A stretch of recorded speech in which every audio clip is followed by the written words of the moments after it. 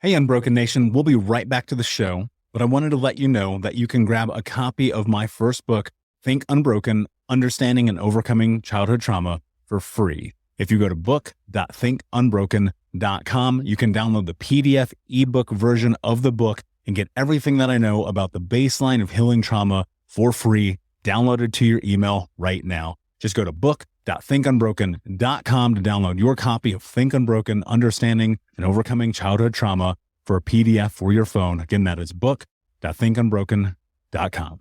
You're listening to the Think Unbroken podcast, and I'm your host, Michael Unbroken. I'm an author, speaker, coach, and advocate for adult survivors of childhood trauma and abuse. In this podcast, you will learn how to transform your trauma into triumph, turn breakdowns into breakthroughs, and go from victim to being the hero of your own story. You can learn more at thinkunbrokenpodcast.com, and of course, check us out on Apple Podcasts and Spotify at Think Unbroken Podcast. With so much information in the world being thrown at us constantly about our mental health journey, about trauma, about healing, about what we should and shouldn't do. And then once we get that compiled with so much fanfare and, dare I say, popularization of psychedelics like mushrooms, ayahuasca, and then other interventions like ketamine, people feel incredibly lost. And so Micah Stover, I'm very excited to have you on today's episode, to have the conversation about what in the world we're supposed to do. So with that said, why should people listen to our conversation today? Well, thank you for the invitation to be here. I'm honored to be here. And this conversation, I think, couldn't possibly be more timely. And everything you said, I concur. I feel like we are in, a prolonged mental health crisis. And I started working in this field in 2016. Gosh, that's hard to imagine. It's almost been a decade. And a lot has changed in that time on the legal front, on, how the medicines are used. And there is so much potential. And I also feel this deep sense that wherever there is great potential, there's also great risk. Like it can go either way. And a lot of what differentiates the potential for good versus the potential for risk is the amount of consciousness, which is rooted in educational information and discernment that we bring to this. And unfortunately, I've heard people talk about it in this way before. The field of psychedelics, in a lot of ways, as it stands right now, is sort of like the Wild West. Like there's all this stuff going on, but people don't have necessarily access to good information, pure medicine, right resources. They don't have the context or the history. There's so many ways that this could go wrong as well as right. And so to me, as a practitioner who just believes so deeply in the potential of this work and wanting that to tilt in the right direction, the opportunity to have conversations like this where people who have trauma and feel the futility of, I can't seem to get past this. How could this maybe help me?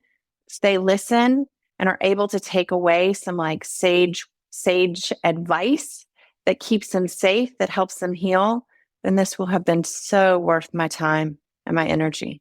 Yeah, definitely. And, as someone who has practiced with plant medicine quite a few times in a healing journey, never actually for fun, though I am curious about doing it for fun.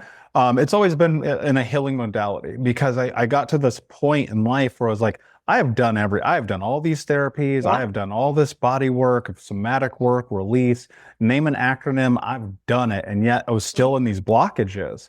And because I'm very diligent about research, I spent probably even too long to some consideration of just trying to weigh out the pros and cons of the experience of walking down the path of psychedelics. And from my own personal journey, I have done things like LSD, mushrooms and psilocybin, and ayahuasca.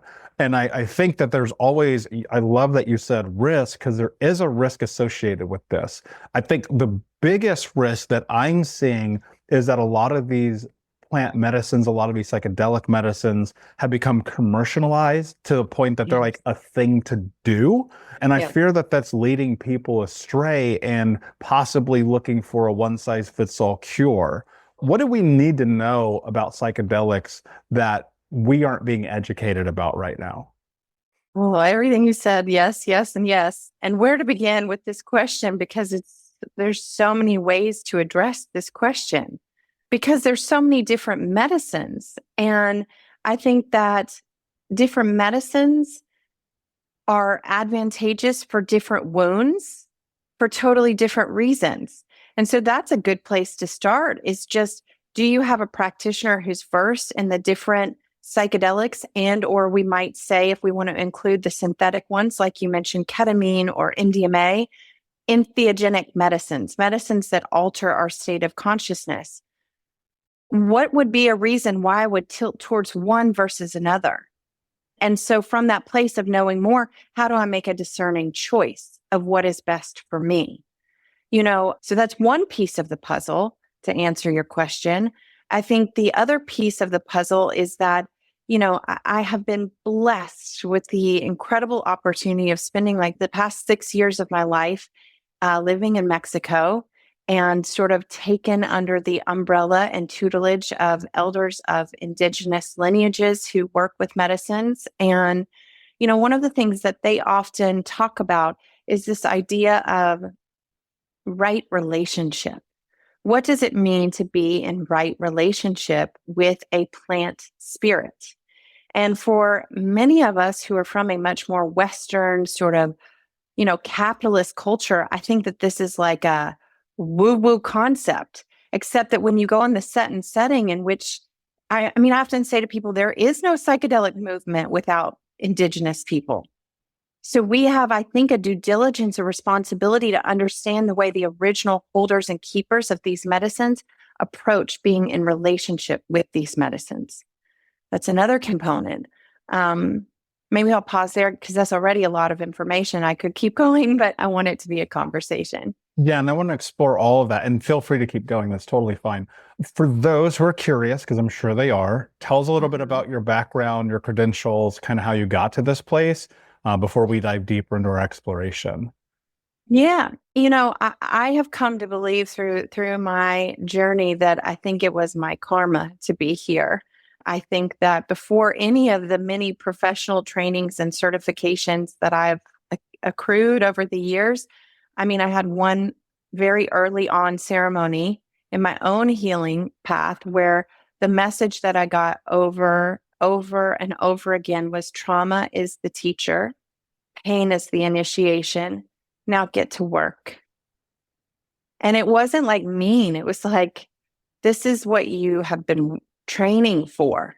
And so I share that because I do think, the greatest healers, facilitators, therapists that I know, this idea of research is me search. They didn't just get professionally trained. It's not just theory. It's also experience. So at the experience of surviving and going from surviving to living to thriving, but also not only the experience in that regard, but the experience of doing the work. So I spent 2 years in my own self-study that was precipitated by, and I've shared about this before, but it's worth repeating in case your audience has no knowledge of me. After the birth of my first son, had what from a clinical standpoint was diagnosed as postpartum psychosis.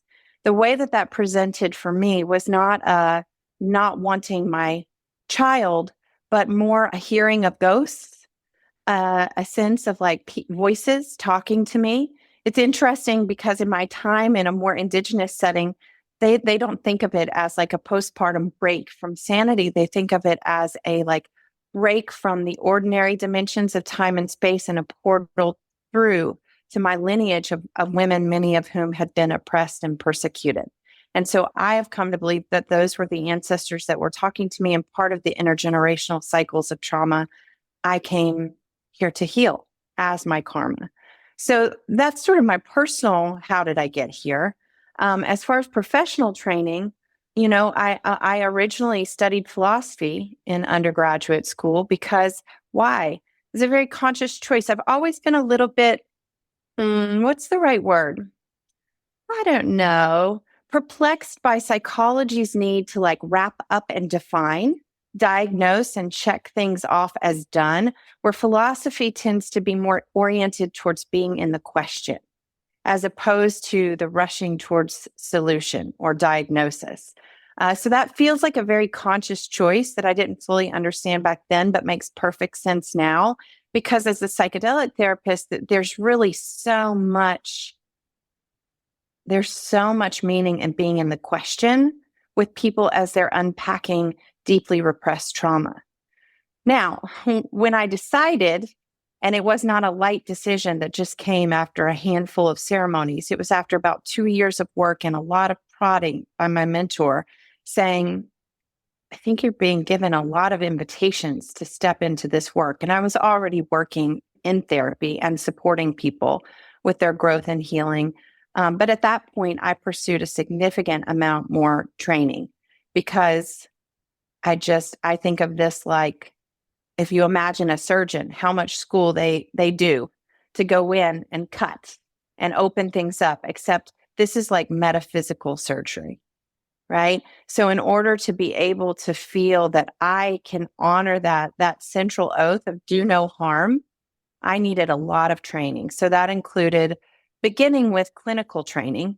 I mentored with 2 MAPS clinical trial participants. One of them is one of my primary mentors and guides.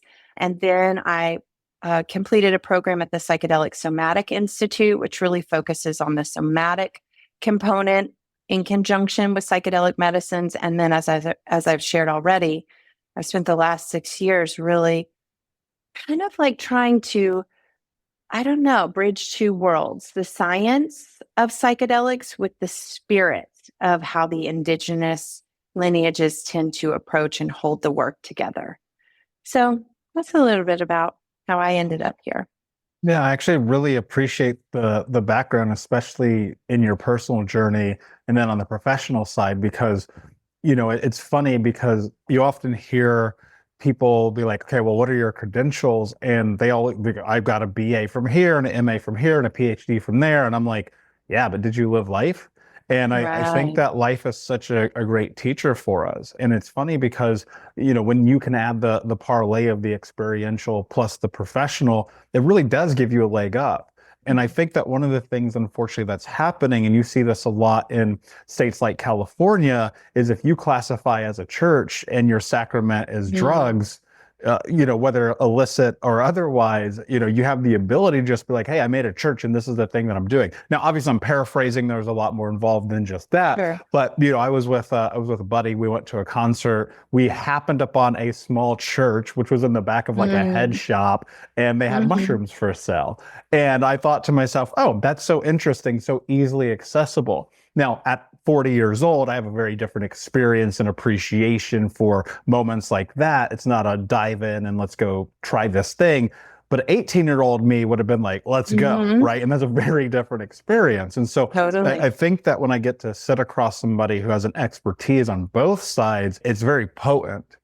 I've Mm. always found that there are 2 camps of people. And Mm. obviously, with your expertise, I think we're going to open this up a little bit more. There's camp A, the people who are like, yes, I'm very pro psychedelic. Let's go do it. Actually, I'm at 3. There's A, they're very pro, they're very yes.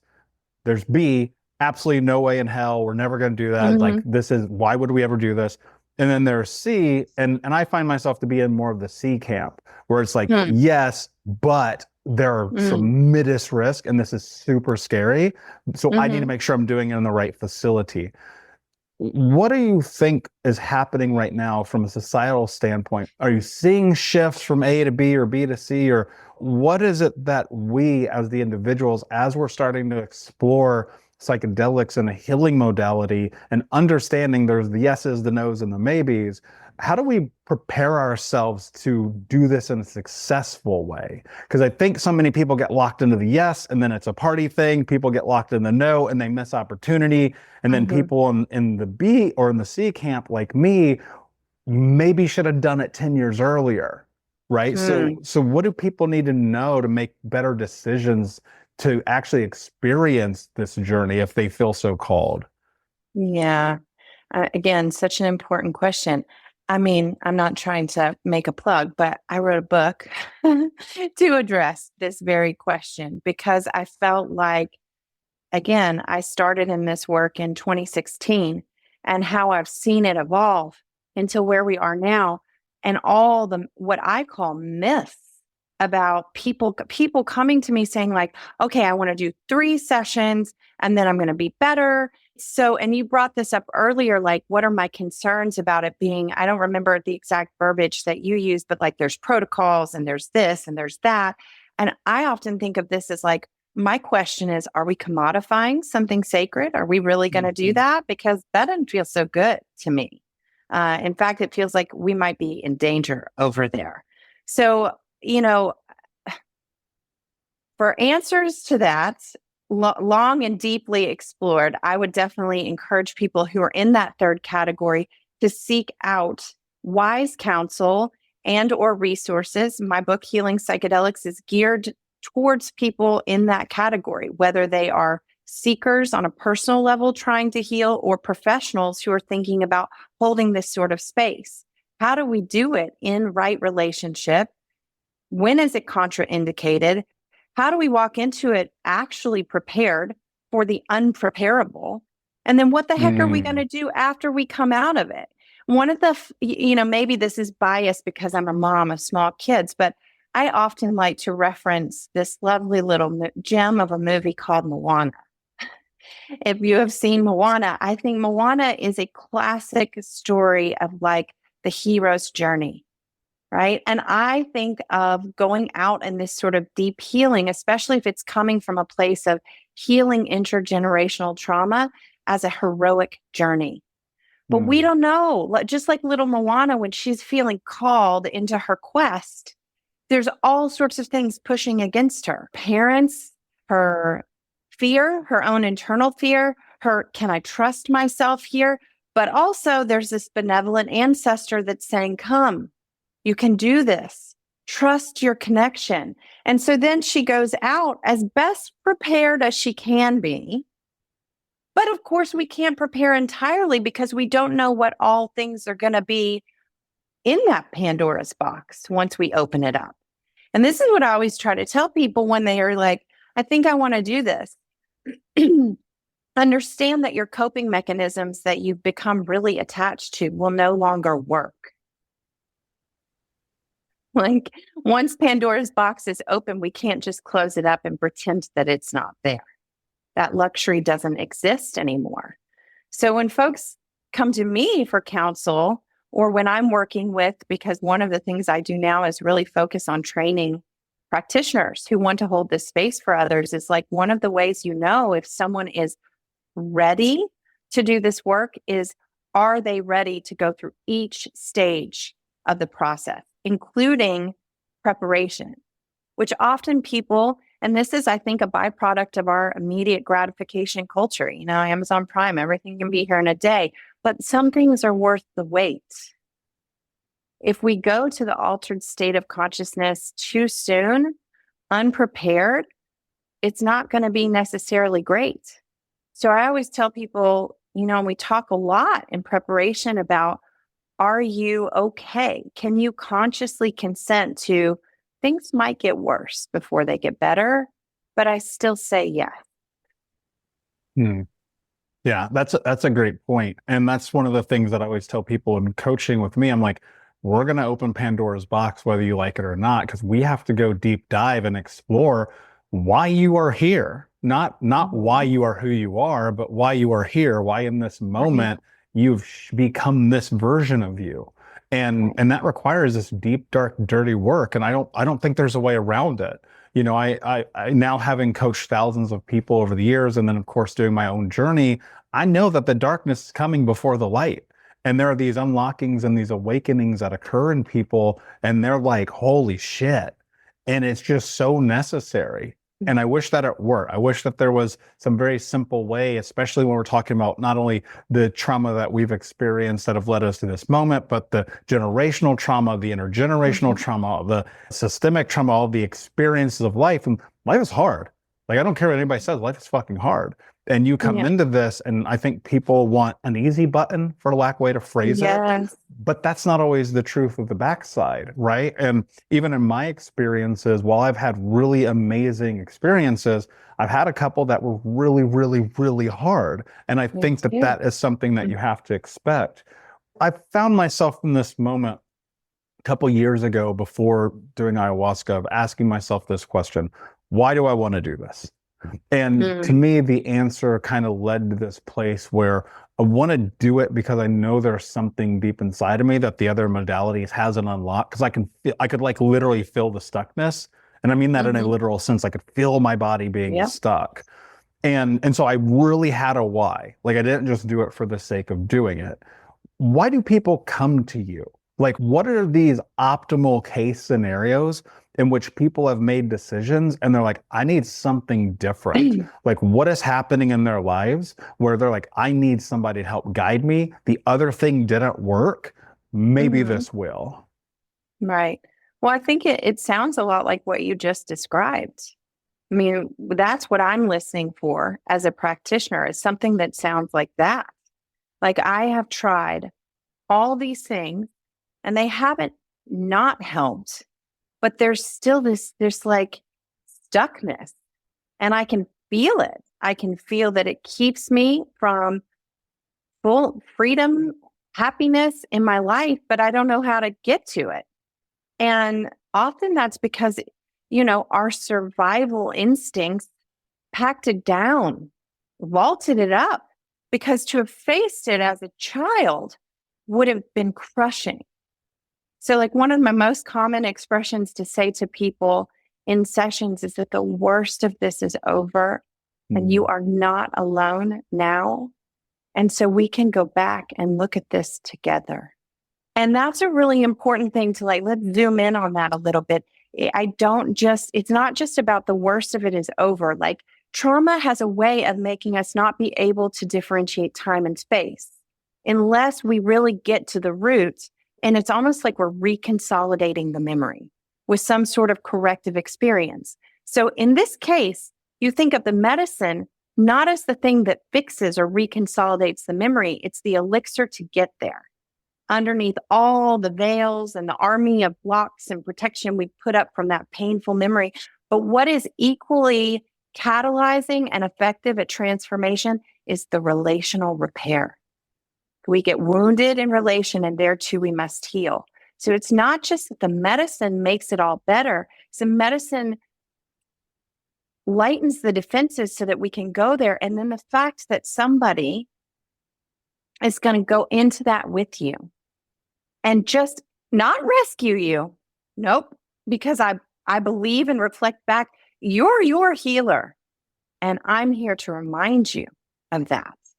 And those moments with people in the psychedelic space, because the science of psychedelics is they do increase our neurogenetic activity.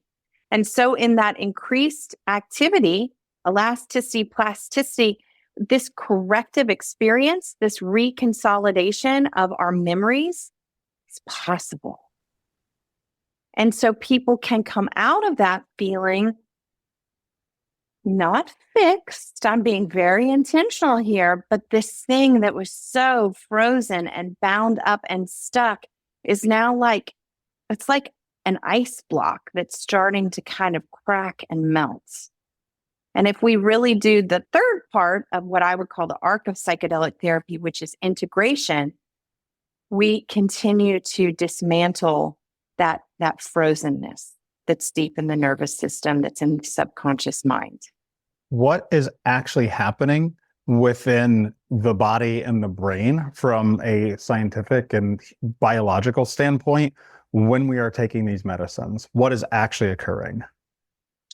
Yeah, that's a great question. I mean, and there's a couple of ways to think about it. And so I'm going to and probably way more than that, but I'll speak to it from my expertise and my training. So, I mean, we know from looking at brain scans of people under the influence of psychedelic medicines that there is this thing I just referred to, which is neurogenetic activity, an increase in neurogenetic activity. So you can actually imagine it. Let me try to use a metaphor so it's more concrete. If you imagine looking at a brain, no medicines involved, and it's kind of like lights are out.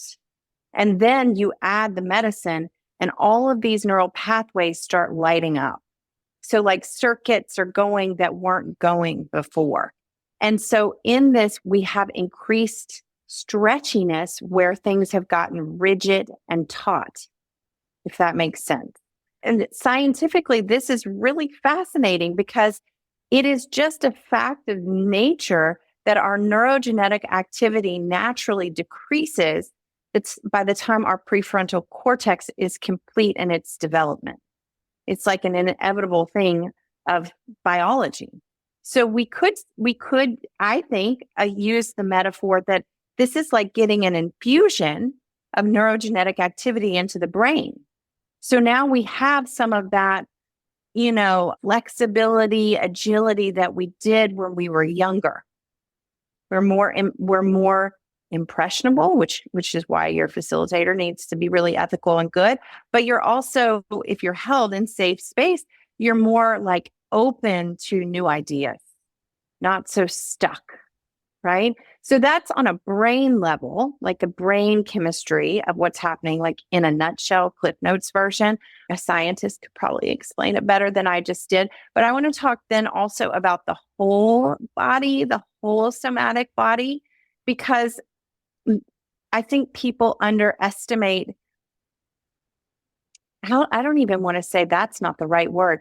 People forget that we're primal, right? We have forgotten that we are in fact animals. We human animals with two legs live up here in the head. And it's almost as if we've disconnected from the wisdom of the body.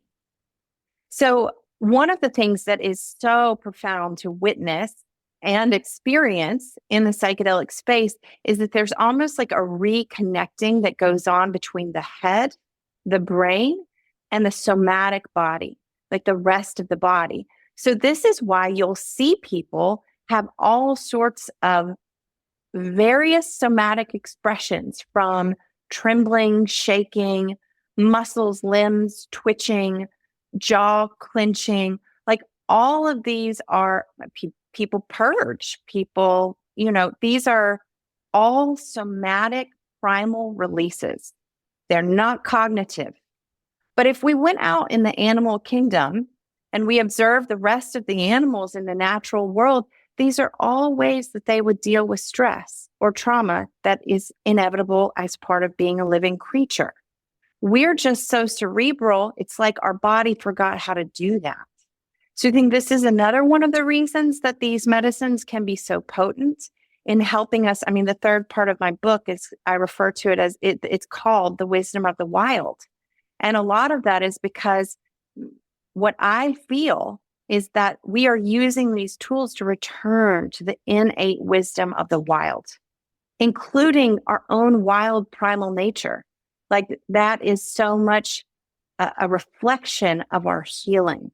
Can we be more animalistic, less cerebral? Mm-hmm. Yeah. And I just wrote a note. People fight nature. They fight human nature. They fight against what feels real. And, it's funny because I often think to myself, I'm like, I'm a human, but I'm an animal. Like, you can't tell me we're naked monkeys just walking around with clothing on, pretending that we have our shit together, and we just don't. Mm-hmm. Right. And then more so now you add on these really unbelievably traumatic experiences that happen to people, and it shuts you down because it depletes your nervous system. It puts you in this place where you're constantly in fight and flight. You're in this position where in life you can't seem to make heads or tails of anything. And the very thing that will often, and I've seen this in my own personal life, bring you back to reality is like reconnecting to that natural space of being an animal. But yet it's, and even in this moment, like we're doing this virtual podcast, which I get the irony in what I'm about to say, but we're spending too much time disconnected from the very thing that we are. And I don't necessarily mean running around barefoot naked in the woods, not that that might not help you, but like, I mean, in general, it's like the human part of humanity is missing. And I think that this can help be a piece of the puzzle that you get to put back together. But people are very, very, very afraid, even now, to be in connection with other human beings. I think that we are in the midst of the beginning of paying a price that we don't yet understand because of what happened in 2019, 2020, 2021. And this idea that we are meant to be ostracized and separated from each other, that we make each other sick. And of course, we've always made each other sick. We're bacteria, we're humans, we're animals. That's why it happens. And so now I think people are in this space where they are dealing with so much of this alone and they don't really know what to do. And so when they see advertising and marketing and these ideas about, hey, come connect with us, let's do a ceremony, there's 400 other people here, they're like, at least there's something in someone. I pushed away from that when I started when I made the decision to take plant medicine. I was like, if there's more than like 15 people, I'm not going. I'm not doing this. Yeah. And I found an amazing facility. I keep that personal, but one of the things that came to mind, the reason I'm bringing this up, you talked about this idea of set and setting. And I think that that's one of the things that people are not exploring because they're just desperate. They're like, I need something. I don't care. I will go anywhere, anytime, any place. Something's got to work. I have so much trauma, anger, anxiety, depression, this addiction, that addiction. I'm removed from everything that makes me human. Give me something. I want to walk this path with you in a way that feels very, very practical for people to understand this concept. Because you hear horror stories about like really bad stories from people who have gone and tried plant medicines, and there's theft and there's sometimes rapes and there's murders and there's like crazy stuff that happens. And you're like, it's because people are so desperate and they unfortunately get taken advantage of. Yes. You mentioned set and setting a couple of times. Let's dive into that. Why don't you kind of frame that for us and then tell people what they should be considering before walking a plant medicine journey? Yeah, there's so much here. I mean, I just want to speak to that for a minute. There's a chapter in my book, and it was actually the determining factor because I had been working on my book for a while. I also at that time have very small children. It's a lot to write a book and have very small children in a pandemic. And a young woman who was very dear to me did exactly what you described. She, out of desperation and urgency, went to a place that was very much unsafe. And she really should not have been doing psychedelics at that time. One of the concepts I talk about with people is like, there's the triage or ER place, and we sometimes have to go there. We're like going to bleed out. And then there's the wellness clinic. And ideally, in my mind, as a practitioner, we want to go into these sorts of grand, big scale experiences from the wellness clinic, not the bleed out, because we could bleed out. That young woman is no longer earthside. And when she left this earth, I was like, whatever is holding me back from writing the book, I don't even care anymore, because this is like, there is a real risk for harm here.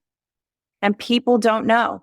So now that I just had to reference that as context to why this is so important to me. So set and setting, when I think of set and setting, first is the reference of set as your mindset. What is your state of mind going into this? Are you in that triage? I'm going to die if I don't do this now. And I always tell people, if that's how you feel, we got some work to do before we go into the session, because I don't want you bleeding out. And sometimes that means people leave and they go find someone else because their urgency is too strong. And in that case, I worry for them because I hope for the best, but also it's my integrity to do no harm. We need to get to the wellness clinic so that they have optimal outcomes for successful transformation, not re-traumatization. We've had enough of that already. So this is one of the ways that I think about it. Setting refers to the environment or the container in which you're held. And this, we could get into like a whole world of stuff, right? Because there's the clinical setting versus, say, a more indigenous setting. And like I said before, I really think of myself as being a hybrid. I try to represent a hybrid of the best of both of these worlds, what I've learned from each of them. In the clinical world, you're almost always going to be one-on-one, and the environment's going to be pretty controlled and maybe a little bit sterile, in my opinion. But if someone has very unprocessed trauma and hints of maybe like sexual abuse or something of this nature, and they're like clearly like, okay, they're not in triage, but this is going to be a doozy, I might direct them towards a more clinical path to start, just so they can work on secure attachment and enough safety to drop into the depths. This also would inform what medicine I recommend that they start with, but we can table that for potentially later. Now, let me go to the more indigenous setting where, like you brought up this mention of 400 people, you ended up choosing something much more, what I would say is reasonable.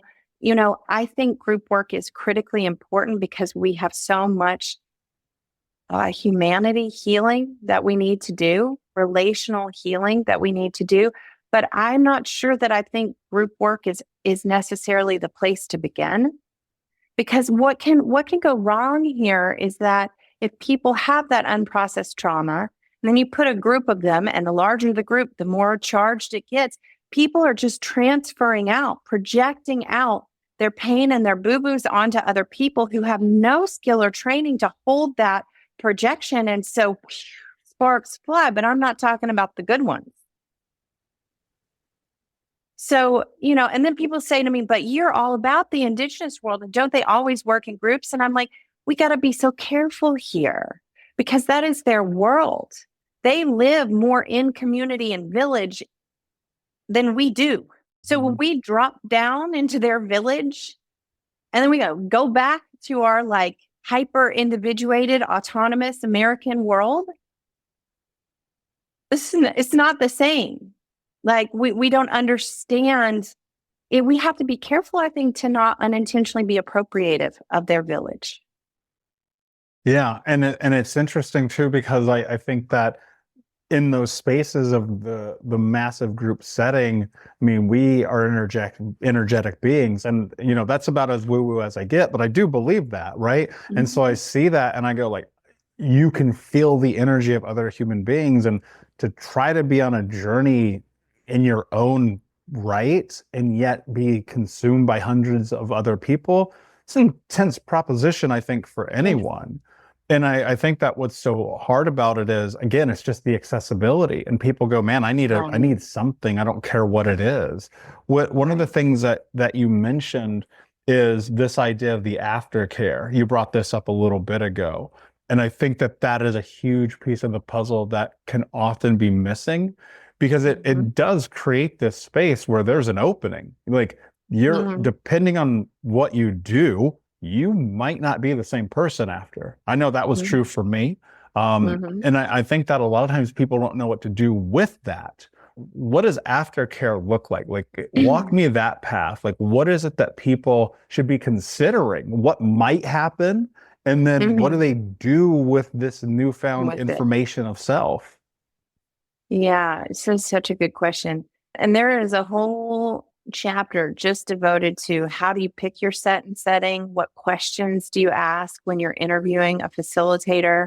Like, I really want to support people and thinking about how to do it, because it's so important. Often I tell folks, like, if you think of ceremony or a medicine session, if it's something more like ketamine, as sort of this very sacred experience in the center, then the preparation on the front end and the integration that you do after are the pillars that hold up that sacred thing in the center.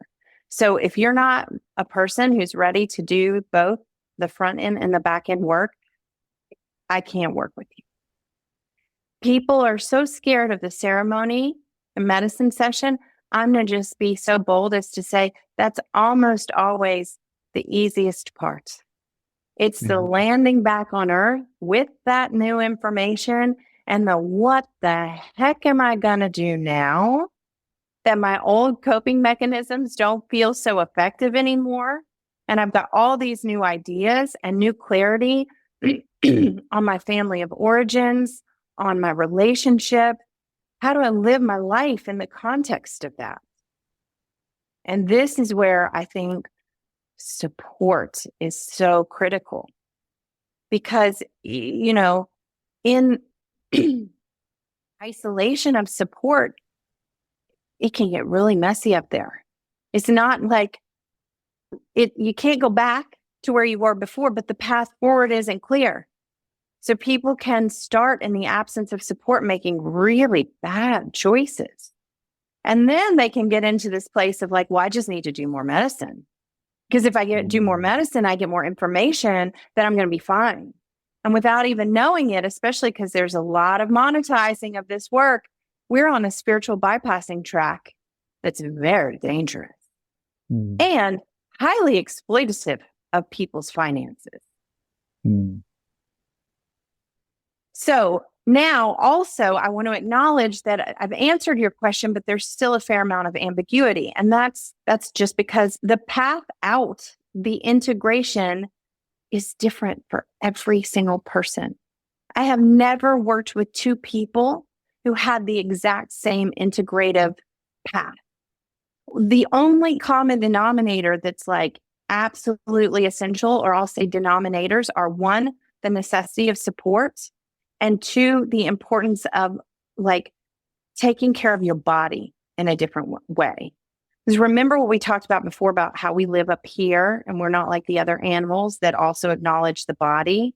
People's bodies tend to start coming back online, like phantom limb feelings and sensations that weren't there before. So if we go just, well, I'm just going to integrate with you, Micah, and talk about this ceremony like 1,000 times. No, that's not what I'm talking about. We also need to be addressing your body that's waking up from something like a coma. And this is where I think it gets interesting. And I really encourage people to see integration as that wisdom of the wild. And part of the wisdom of the wild is returning to our intuition. What is your body calling for? And usually the good news is that people are more like able to be in tune with that after these experiences than they were before. So I'm going to give you one concrete example, or maybe two, to just make this esoteric thing a little bit more like concrete for people. So as an example, I have a client, female. She's a survivor of sexual assault and trauma, and not surprisingly, that came up in her medicine session.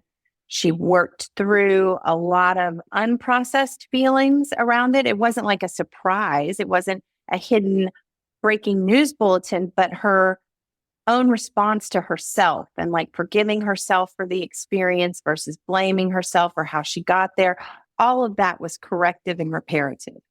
Now she's in integration and she's like, well, that was helpful, but now what? I still feel kind of scared in my life. I'm not free yet. I'm still stuck in some ways. So we're working on this. We're talking about what came up in the ceremony and what is she feeling called to. And one day she's driving home, and out of the corner of her eye, she saw a jujitsu martial arts center. And she just pulled her car right in. Not a cognitive thought. It was just like an intuitive somatic response. I'm working on safety in my body. I'm working on knowing that I can protect myself.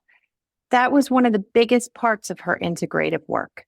She's now like a black belt badass. And that will always be part of her life. Could I have predicted that that was going to be part of it or forecasted that for her? No. But when she told me about it, I thought, my God, that makes so much sense for you. Yeah, powerful. I mean, and that's what it is, and there's what I hear in that, because I've seen it in my own experience, is it's getting closer to self. Because maybe the older version of you, because of the fear, because of the hesitancy, maybe shame and guilt play a role too, wouldn't ever step into that place and take the risk and find out who you really are. And I think that's one of the really unfortunate things about being under a microscope in the society that we live in, that everybody has this expectation of they have to be this thing all the time. And it's like, if you can just lean into being more of yourself, like that's where you really understand integration. Because one of the things I always teach my clients is one of the cornerstones of healing is doing what you want because you want to do it, and not doing what you don't want to do because you don't want to do it. And that's a long way of saying agency and sovereignty, right? Yeah. And on the backside of the journey, it's like, can you get closer to self? One of the things you mentioned that I wrote down that I want to circle back into, because I just think it's really, really important. You said that once you start to walk this path and do the integration work and you're healing this trauma and you're opened up and all the things are happening, that you no longer will see that the old coping mechanisms work, that the old Mhm. coping mechanisms stop working. What does that mean and why? Mm. Yeah, I'm glad you asked that question so I can make it more clear. I think I'll use myself as an example, just because concrete is helpful with these abstract concepts. So, one of the ways that I coped with my trauma as a young woman, um, I developed an eating disorder. That might seem like, that doesn't seem like a good coping mechanism. Coping mechanisms usually aren't good. They usually involve self-harm. But for example, the intergenerational thread of trauma in my life had a lot to do with sexual violence and misogyny. And so for the young girl me, the capacity to make myself desexualized by not eating and shrinking my body to be more little girl, less woman, felt like a really good strategy. Right. And even though I had gotten better and was not like, dying of starvation by the time I had my son, probably many of the complications in my pregnancy were related to the harm that I had done to my body and still the control I was imposing on my body because of the legacy of this eating disorder. Now, after I started my psychedelic therapy, it was no longer even possible for me to impose those restrictions on myself. I would try to restrict, to overexercise, to deny myself food, whatever, count calories. And my body was like, F you, we're hungry. So again, I go to this concept of the wisdom of the wild. My body was like coming back to life and saying, no more starving. There's a hunger that's like literally for food, but metaphorically for life, for pleasure, for fulfillment, for all of these things. And so this is what I mean when I say the coping mechanisms don't work. You're not going to be able to harm yourselves in the same way. And even if you try, because it's so familiar, it won't give the dopamine hit that it did before. It will fall flat. And that's where the integration becomes so important because, well, okay, what am I going to do now? Jiu-jitsu, right? And I think, Jiu-jitsu yeah, or and any number of other things. Like I had a client who ended up spending a month in the wilderness on his own, like all himself, no technology. And that was what he needed. I could give you a million examples. And they're all fascinating and they're all so reflective in this beautifully poetic way of what the wound was and how the spirit of our psyche and soul has an innate wisdom how to heal that wound.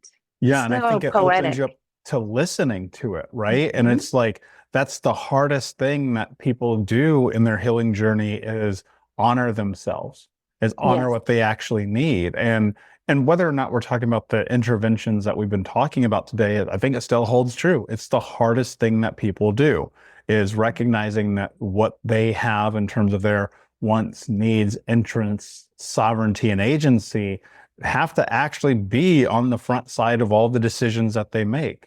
Because whether you like it or not, the decision you're making literally in this moment is tied to every moment of the rest of your life.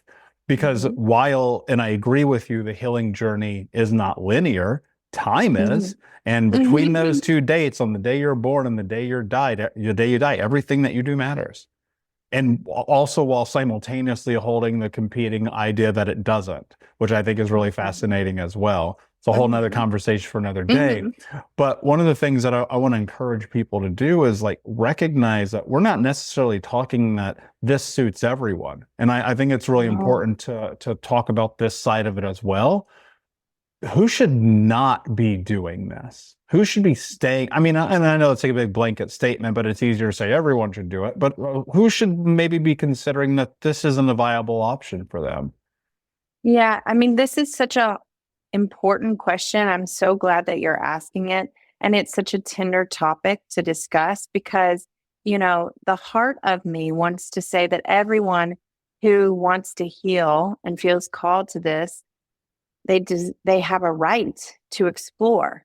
However, the like part of me that feels ethically so wedded to this notion of do no harm feels like a moral imperative to say, and certainly this is informed by my clinical background, that we really at this point in time, I don't think it'll be like this forever, but at this point in time, we do not have enough research to adequately be able to say how these psychedelic medicines interface with a person who has a pretty pronounced neurodivergent presentation, whether that's they're on the spectrum, whether that means they have a personality disorder. We just don't have enough research to know how these medicines interact because the neurological composition is different. Yeah, that makes sense. And it's tricky because I want to be really clear to listeners because I've had this happen where this conversation comes up and then people who are like, I'm kind of the mindset that we're all more neurodivergent than we are neurotypical. So it's like Sure, this thing along a continuum. I definitely think I'm neurodivergent. I gave up on typicality a long time ago. So I want to be clear that my message is not if you are neurodivergent, then you should never do this. But I think that if you have a more pronounced expression of something, whatever it is, borderline personality disorder, you're on the autism spectrum, proceed with caution. Make sure that part of your care team is a psychiatrist who knows about who has more expertise in this so that you can be in a space of doing no harm. The good news on this front is that because I think we've turned a corner where psychedelic medicines are, there's always going to be some fighting, but more or less, most people who have sanity are in agreement that these are valid, valuable tools to help the mental health of the future. So there's a lot more research money going to this now than there was before. So I am hopeful that within the next, 3 to 5 to 10 years, we're going to have much more concrete data and research to be able to support people who might fall into these categories and knowing what options are most safe for them and why. And the last thing I want to say about this, because this is a big deal too, is that many people because remember what I said about psychology, and the medical system in general has an impetus to want to diagnose and prescribe because then there's a sense of closure and completion. We solved the case. So I have many clients who have been diagnosed as having A, B, C, or D, but don't identify with that diagnosis at all, which may mean they don't actually have said diagnosis. They were misdiagnosed. Mm-hmm. Or maybe they do, but the stigma around it makes them not want to. Either way, we have great opportunity for healing work in either of those camps. Just would be what the healing work looks a little bit different. Yeah. And I think that last point especially is very important because the number one cause of death in America is medical error. And I don't think people really understand what that means. And it's things like misdiagnosis. It's things like wrong medications. It's things like, wrong surgery. Yeah, things happen. We're human, and it's like, you gotta be an advocate for your own health, and you have to be willing to be like, I get what you're saying, but let's throw that DSM in the trash and have a real conversation, which is really difficult in the world that we live in that's consumed by pharmaceutical companies, being in bed with insurance companies, being in bed with doctors and hospitals, being in bed with the government. And then it's a whole thing we're not going to get into now, but it's all, so much of it is built against the advantages for you to go have a long, healthy, successful life. So I love holistic interventions. I love non-traditional interventions like what you offer because it makes a lot of sense to my brain. As someone who did work for a Fortune 10 insurance company for over 5 years, I have seen the insides of the beast. That said, this has been an amazing conversation, Micah. I'd love people to connect with you, to learn more from you, to grow with you. Where can they do that? Can they meet you? Yeah, thank you. I've loved it too. So people can find me on my website, which is my name, micahstover.com. On my website, people can sign up for a newsletter. I usually send out a monthly newsletter that's got all kinds of information, like links to podcasts like this one, as well as other courses I'm offering or things of that nature, retreats that I may be offering. You can find my book there. Healing Psychedelics is the name of my book. Again, that's a great way to, know me more, but also really, like we've been talking about through this whole conversation, equip yourself. I love that you used the word sovereignty and agency earlier. Those are two like pillar concepts and words that I talk about with people in my practice. It's like, in order to stand in our sovereignty, in order to act from agency, we need to be equipped with good information. That is then the anchor that holds us really grounded in our sovereignty. And then we can act with agency from that place. So healing psychedelics is really intended to help people, root into that. So those are great places to find me. You can also find me on Instagram at Micah Sugarfoot.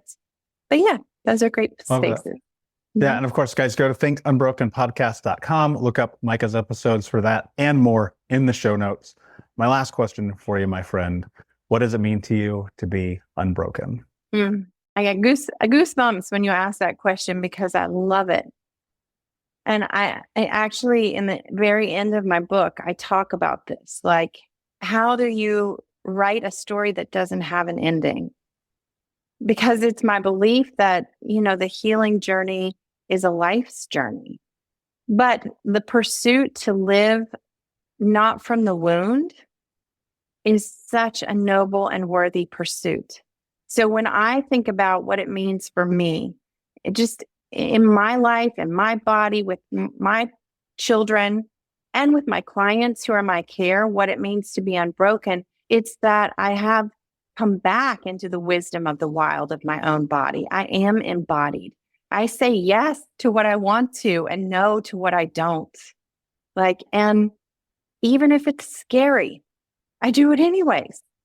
And there's so much seizing of life that comes through that. So I really think so much of being unbroken is not got anything to do with being healed or finished. We can be messy and wild and still have pain, but we are anchored in ourselves. Yeah, beautifully said. Thank you so much for being here, Unbroken Nation. Thank you so much for listening. If today's episode brought value to you in any capacity, share this with one person in your life. Let them hear the story, let them hear the message, let them go on perhaps their own healing journey. Thank you for being here. Take care of yourself, take care of each other. And until next time, my friends, be unbroken. I'll see you. Thank you so much for listening to Think Unbroken. Please share this episode with someone who could use it and help us move forward in our mission of ending generational trauma in our lifetime.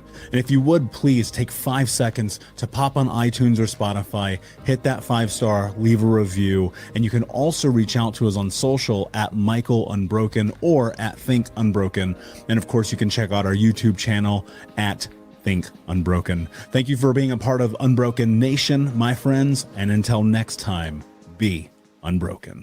We'll be right back to today's show, but before we do, I want to let you know that you can get a free copy of my first book, Think Unbroken, Understanding and Overcoming Childhood Trauma, when you leave a review for the podcast on Apple Podcast, either on desktop or on your phone. All you have to do is go to Apple Podcasts, look up Think Unbroken, click follow in the top right, and then go and leave a review at the bottom. And when you leave that review, screenshot it and send it over to book.thinkunbroken.com, where you can upload your contact and mailing information, and we will send you a free copy of this award-winning best-selling book, absolutely free, including shipping. Just go to book.thinkunbroken.com to upload your screenshot review from Apple Podcasts for the Think Unbroken podcast. And until next time, my friend, be unbroken. I'll see ya.